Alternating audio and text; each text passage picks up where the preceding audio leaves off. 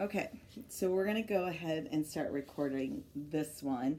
I'm at Stacy's house, and we're going to introduce who Stacy is and kind of how this journey has began. This is technically the second time sitting down and meeting with you, and last week we sat down and connected. And what we want to do is now engage the audience a little bit more, and we're going to try and do these more in a live manner weekly, hopefully. But my phone died, and so we're just going to record it, and then we're going to post it up, and then you can ask questions, and hopefully next week we'll be able to start doing this a little bit live. So first, thank you for agreeing to record this. I'm going to backtrack and just share with everybody how we kind of got connected. So for the last year, I've been friends with Stacey on Facebook. I would say we're acquaintances, not really friends, haven't really had any one-on-one conversations. We have mutual friends that we're both very good friends with. And I've seen Stacey on this journey of what I would say has had me almost feeling like I was watching somebody slowly killing themselves. Stacey had a surgery in 2011, and you can share that, but the surgery wound up causing her lapband, I'm just going to say it, lapband surgery in 2011. And it was a year ago that you had to have the lapband surgically removed, correct? 2 years ago. 2 years ago, okay. And in the last year, you've had a lot of complications, and you've had 6 surgeries in the last year? 5, okay. 5 surgeries in the last year. And this is where my heart would sink, was that you would post these surgeries and you were very graphic about what was happening to your body and what was causing you to have to have the surgery. And then you'd come out and you'd be out for a few days, and then you'd post Dairy Queen ice cream, the recipes that you would post that you were wanting to make, all these desserts, high in sugar, high in fat. And this last post that you made made me respond. And your post was you were wanting to go to Sonic because they were serving 50-cent grilled cheese sandwiches. And I finally kind of had to pipe up and say, you're worth more than a 50-cent grilled cheese sandwich. And then you came back and said that you didn't know what to eat. You were trying to introduce solid foods into your diet, and I said, well, that's all plastic. I'm trying to talk about energy with food. And the reality is that I noticed and recognized you were lost. You didn't know where to go. You didn't know where to begin when it came to food. So Greg and I looked at each other and said, let Symbol help. You eat what we feed you. And we just sat down last week and we kind of all agreed, okay, let's start this and let's baby steps. So we've brought on a chiropractor, Dr. Jason, that's going to help you determine and identify what kind of food allergies you may have. And also he's going to help focus on food addiction. We're trying to pull in a therapist. And then I'm going to help coach you a little bit and then bring in the food aspect that Greg and myself and Symbol is going to help feed you and help coach you on how food is medicine or how food has to become a part of your life. So can you share your story, like the gastric or the band, why you did that, kind of what you were told and that kind of stuff? So I had decided to go through a bariatric surgery. We decided on the Lapband, and that is basically where they insert the device at the bottom of your esophagus, top of your stomach. You insert saline solution in through the tube around the device to either tighten or loosen the band, whichever you need at the time.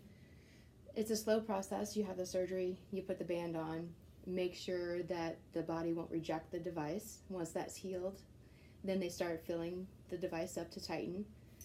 I lost 160 pounds, kept it off for 5 years. Everything was great. I really didn't have any health conditions or issues. It was all vanity. Then a couple years ago, I was starting to have a lot of issues with nausea, stomach pain, being bloated, couldn't keep anything down. And I remember one day I was sitting at the office at my desk, and like I looked down and my stomach was like bloated and it looked like a football. It was just like in the center of my stomach, and went to the doctor and had emergency surgery. The Lapband had eroded. Removed that, and they noticed that there was a fistula. So they wanted to go in and try and close that fistula off. It was about a year later before the surgery finally happened with a different surgeon. He went in and they were going to do a bypass surgery in there after they closed the fistula. Once he got in there, he saw that there was too much scar tissue and that was too dangerous, so he went to back out, and as he did, he nicked my esophagus, which caused a leak and infection throughout my body. So I was on a feeding tube for a few months. The end of November of last year, we finally took the feeding tube out, and he wanted it to close on its own. It took a while, months later, and it still wasn't closing. Until then, I was wearing ostomy bags, still having a lot of issues with that because the acid in the stomach would come out and still ooze around, the opening of the bag and stuff, and continuously having to try to keep bags on was an issue. I went back to my original surgeon that did the Lapband surgery and asked him if he could surgically close it. In mid-February of this year, he did. A few days later, still wasn't feeling quite well. Went back, found out I had 2 hiatal hernias, so we did surgery on those. Again, still wasn't feeling quite right. Went back, found out there was 2 walled-off abscesses in my abdomen that was probably has been there since last September surgery when they nicked my esophagus. So we went in and got those cleaned out, and felt a little bit better, but still wasn't quite right. Still having a lot of problems with nausea and feeling really bad. Went in. I was at work one day and finally got to the point where I was just in the restroom getting sick for over an hour straight. My boss called the ambulance. We went in, and when they did the scope, they found that the fistula was big enough now to get a camera through it. Found there was obstruction in there. So we went in to try again to cut the fistula out and close it off, but it still was too dangerous. So we ended up just rerouting some of my intestines up to the fistula pouch and clearing that obstruction. So that's what I'm healing from now, and going from there. And when we heard the story, we asked you, did the doctors ever talk to you about what you should be eating, or a specific diet protocol that you should be following? Really the only thing is work your way up from, fluids to solid foods, and just don't eat anything spicy, no alcohol type thing. And being on Dexlant, it's a heartburn acid medicine to kind of control the acid production in the stomach while it's healing. And that's really about it. So this is where we were really shocked, and this is where we said, okay, we've got to get involved, and we've got to bring in more professionals that, and hopefully try and retrain your mindset to start looking at food differently. Because when we sat down with Stacey, she talked to us about her daily eating habits, and really very little to anything, I would say, is a whole food. You have issues with texture when it comes to food. Vegetables is almost a no.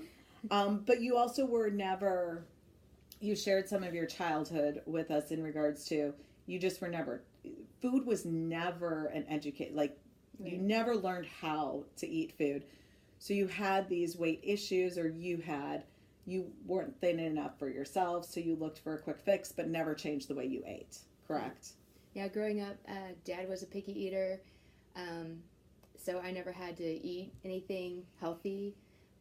And then with the convenience of everything around, once I turned 18, I always worked 2 jobs, maybe 4 hours of sleep a night. So going through whatever drive-through, grabbing what's quick and cheap and easy, on the go all the time, that's just kind of how it was. And growing up, like I said, making a pitcher of tea, you put 2.5 cups of sugar in a gallon, of tea. So that's what I grew up on. And so Stacey's been coming into Symbol now for the last week, and you're starting to try some foods that you have not tried before. What are some foods that you're kind of eating And I heard that you're actually adding a new vegetable every time. So tell us a little bit about what you're starting to eat, and describe what that's feeling like eating that. Just like today, I had the chicken and dumplings. Normally, when I make something like that, there's no celery and carrots involved. But I did eat those, and it wasn't bad. Were the dumplings made with Bisquick biscuits when you would make them? Yeah, to open that can of biscuits and just drop them in, and so it was good. It was better than I expected. You know, I get a little fearful of trying new things, and but it was good. And chips seem to be a weakness for you. That's one of the things that we quickly identified is chips, that crunchiness, that being able to sit at a desk and grab something to eat, and that crunch and crunching and stuff like that. So our sunflower chips seem to be a good substitute for you right now. So we've been kind of slowly baby stepping Stacey into this process in this last week, pulling more of the team together that's going to be able to help her, identifying some of the foods that she's currently eating and start shifting her into eating the symbol way, is what we would like to say. And now today I came into her apartment to look through her cupboards, and we're going to start gradually eliminating even more and more of that. The holidays are a little stressful for you, correct? Yeah, I always have, yearly cookie swaps and things going on, so I had already, pre-bought things to make for those events, and so just a little worried, not to be able to have those around. So right now, Stacey is journaling what she's eating every day and starting to journal the feelings and emotions that come up when she's starting to choose the foods or what it is that she's trying to feed for herself. Also, just to give you a quick backstory, right after this last surgery, you walked into work after 6 years and you lost your job, correct? They basically just shut everything down. So now Stacey has no job, and we're not wanting to say this for a pity party, but there is a reality to what it is. She's lost her job and she's lost all of her health insurance. And the doctors kind of said to you, if you need to have another surgery, what might happen?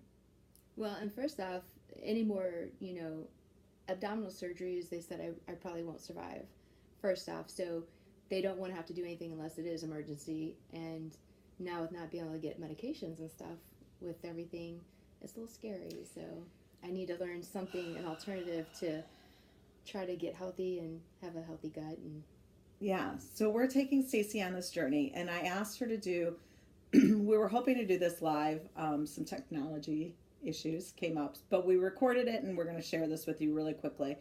I